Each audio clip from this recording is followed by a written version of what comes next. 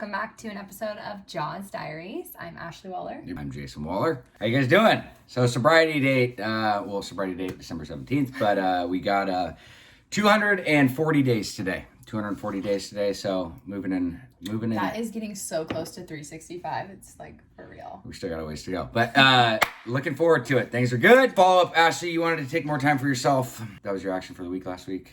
Have you done that? Take more time for myself? Yeah, I think I did really, really good this past week. Like, I dedicated time to hiking. I took more time for myself. I put myself first in a lot of ways. So I feel like I'm on a really good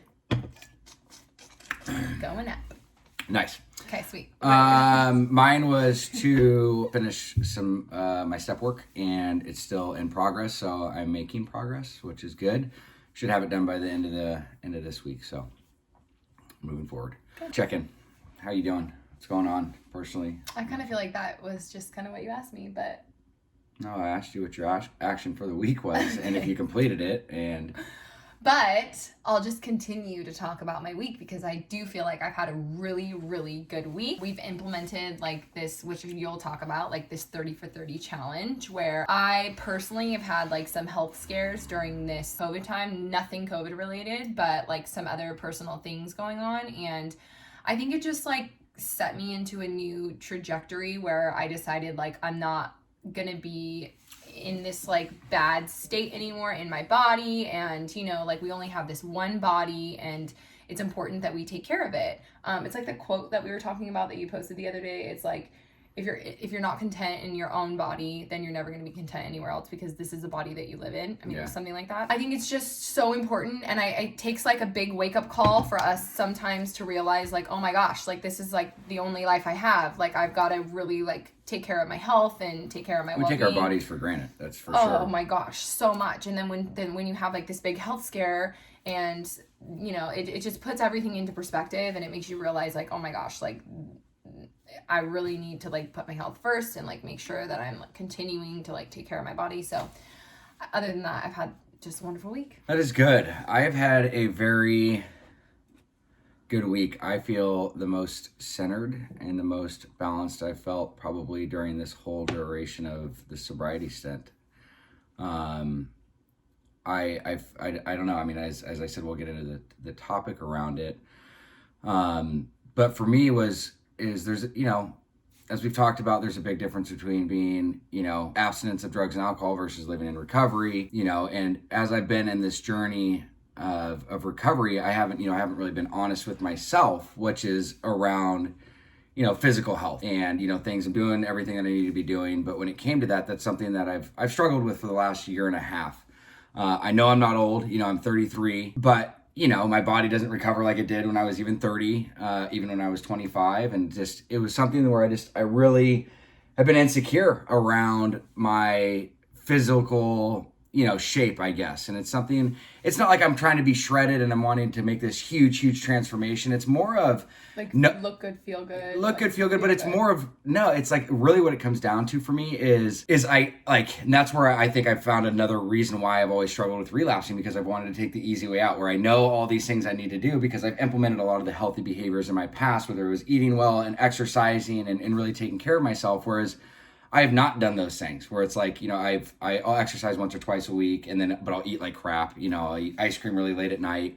And as I really took and identified that, I was look, you keep always talking, especially to myself, you want to make these changes, but all you've done is procrastinate. And then that's where I can identify that, a year and a half ago, where it was Adderall came into mind. It was just that'd be so easy to take that and lose 10 pounds and don't have to do anything. That's where these quick fixes would come into play. And as opposed to really making the effort and the change. And that's why I committed myself through your friend, actually, who was just always posting these things. She went through a very crazy thing in her life, and you don't have to go through this crazy thing in life. And I didn't. It was just more of, I had a wake-up call from your friend just posting and sharing her experience of what she went through and how she wants to take care of herself. And it motivated me. And I really kind of had a talk with myself and a come to Jesus moment where I was just hey, look, you need to stop talking about it and you need to put action into play.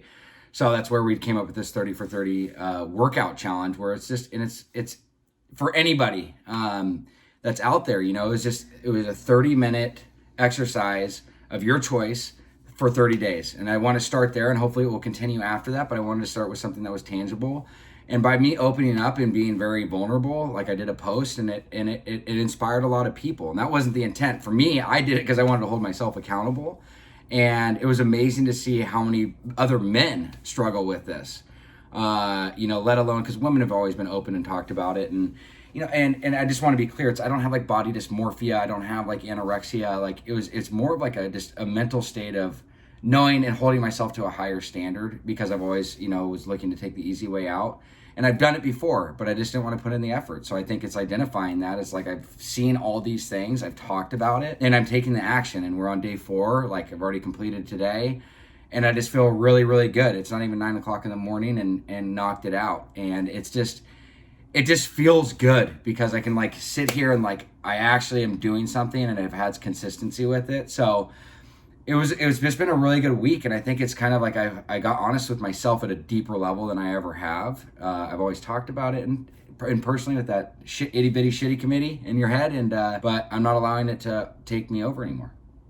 So good. I'm so proud of you. I feel like we've both been like really accountable to things, and like I've been trying to cook super healthy, which I'm already like a rabbit anyway. I eat literally just vegetables and lean meats. I'm pretty dedicated to like eating a pretty clean diet, but it's really nice because our daughter, you know, like she eats really clean and she eats really healthy, and she loves that. It's nice to like indulge every now and then. Her birthday's gonna be next week, and so like we're gonna have a piece of cake. Like it's not the end of the world. But I think the whole thing about like the dedication and commitment to saying we're going to do something and then doing it is really important. And both of us have like dedicated. I created a chart. For me, I'm a visual learner. I'm a hairstylist. I'm an artist. So I have to like see things in order for it to be like a real thing. If I just say I'm going to do it in my head, I won't do it. So if I actually like put it out on a calendar and give myself a star, our therapist like told us to do that, and it really works for me because I want my star every freaking day. So I make sure that I do like the 30-minute workout, so I get my star, and then my whole calendar on my fridge is like filled up with stars. So it feels really, really good. That's cool. That inspired me, because I took our whiteboard that's on the fridge and mine's not all pretty. It's just a whiteboard with checks in the day. Check. But I think also just something that it's really cool to see that we've done these actions for the week, because I feel like that piece of accountability has really transformed and morphed us into, you know, into doing more and being more accountable to ourselves. I think it's like the consistency of that, and actually having that routine for us, whether we've succeeded or not, it's constantly being able to think about it. And I just think that's something that was very helpful, because it's just like my gratitude list. I've been doing that for years now, and it's been so beneficial. And I almost feel weird when I don't do it in the mornings. Yeah. Whereas now, like for these actions of the week, I really try to do the best I can to stay accountable to it. No, we're not perfect, but yeah, I just think the action for the week has been helpful, and has really got us to the spot that we're at today. And isn't it so interesting? Like last week we had the shittiest week. Like we were so frustrated. We hadn't implemented this like change and like this physical activity into our lives, and everything that happened was like a freaking time bomb that went off. And I feel like even though there's still like shit going on and there's still like problems, they don't seem like as big because we're taking the time to like take care of ourselves.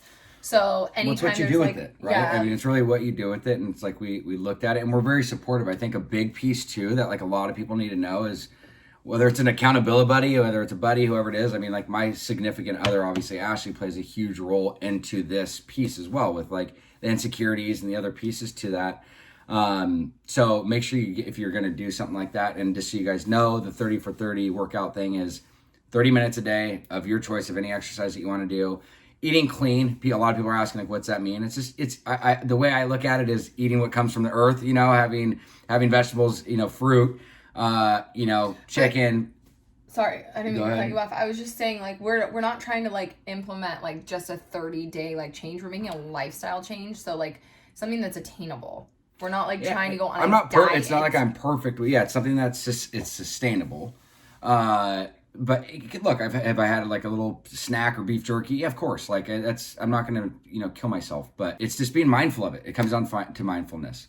So that kind of goes into the topic for the week, is the power of communication and talking and accountability. Yeah, but I think it's just, again, the big piece for me for this topic is how much power it has into like this, like opening up and being vulnerable and sharing, what it is that you're going through. I want to know how that's impacted you. I know you had no idea what the topic was going to be, but I just want to know how opening up and talking about something can really alleviate and create change.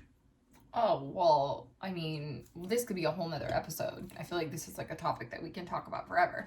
But I feel like anytime that I'm vulnerable or anytime that somebody else is vulnerable, that's like when you relate to people. So for me, if somebody else is sharing their story and it's something that I've gone through, it really helps me to feel less alone. I mean, that's like why I go to program, because like you're in a room full of people that are sharing and being so vulnerable about common denominators that you all have. You know what I mean? So that's how you connect with people. I mean, relationships, that's how you build relationships. It's getting underneath the surface and like finding out those hardships and those struggles, and that's how you relate to people. Well, it's feeling a part of, it's establishing trust and obtaining a connection.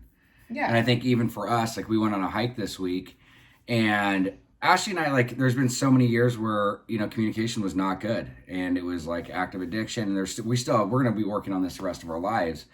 But it's really nice by us, like, being able to learn how one of us, each other operates. We both have character defects in how we communicate. Ashley sometimes doesn't communicate the most effectively, and sometimes I become doesn't communicate at all. So. I get more reactive. It's really what it is I get very reactive to stuff, whereas Ashley, like, has a hard time trying to explain stuff. But we, instead of staying in that and communicating, like, we use this term, like, so what I hear you saying, and it may sound stupid, but it's basically it takes the heat out of the conversation and it puts it into context of how you're interpreting what the other individual is saying. So it's like, hey, what I'm hearing you say is this. And that communication, though, and I think that's a big barrier that we finally crossed, because there's been a couple uncomfortable things that we've never been able to communicate with. We finally have done those things and we're making progress. And it's so nice to see that. And I think there's a big alleviation there of, like, finally we've crossed this hurdle where it's like, I never wanted to talk about it, never wanted to just like let it go. She's always somebody that wanted to talk about it, and we finally found middle grounds, and that communication has just been so important. So it goes back to like what we've learned in program, like just taking ownership and accountability, and it's the way you respond. It's like, if Ashley's coming at me negatively and I throw something in a positive form, it's probably going to change the way the conversation's going. But in the past, she comes at me negatively or vice versa, and we come at each other negatively, it's just going to create this big explosion. You're just going to butt heads. And so we've gotten a lot better when one of us is coming at one another negative. The other one usually is trying to come at it with a positive. And it's just been so effective. It's made my life a lot easier. It's made Ashley's life a lot easier. So communication, accountability, ownership, and then also it comes into play of when we're wrong. It's like trying to promptly admit it, and something that I really try to do on a daily basis is do the inventory of myself of, like, where did I go wrong through the day? Like, how could I have done better? Whether it was on the freeway and I got free road rage and I freaked out, it's like, dude, that did me no good. It's not going to be of any benefit. Or going back to the tow truck situation and all those things. So it's just nice when you can kind of work that through the day, and it's like you get a reset every morning. You know what I mean? So that's it for today, guys. Action for the week, Ash. I'm going to stick with my 30 for 30. So I'm doing 30 minutes of working out every single day for 30 days. So that's probably going to be my action for the next couple of weeks. But I'm really happy. It makes me happy. So I'm going to stick with it. Good. I am going to finish my step, but I'm also going to continue with the 30 for 30 as well. And it's something we can do together. We can have an action for the week for the next few weeks. So have a great day, guys. Thanks. What up, guys? Thank you for watching another episode of JAWS Diaries. Hey, if you or a loved one is struggling and you guys need some direction, some insight, and you're just lost, please fill out the link below and we'd be happy to help.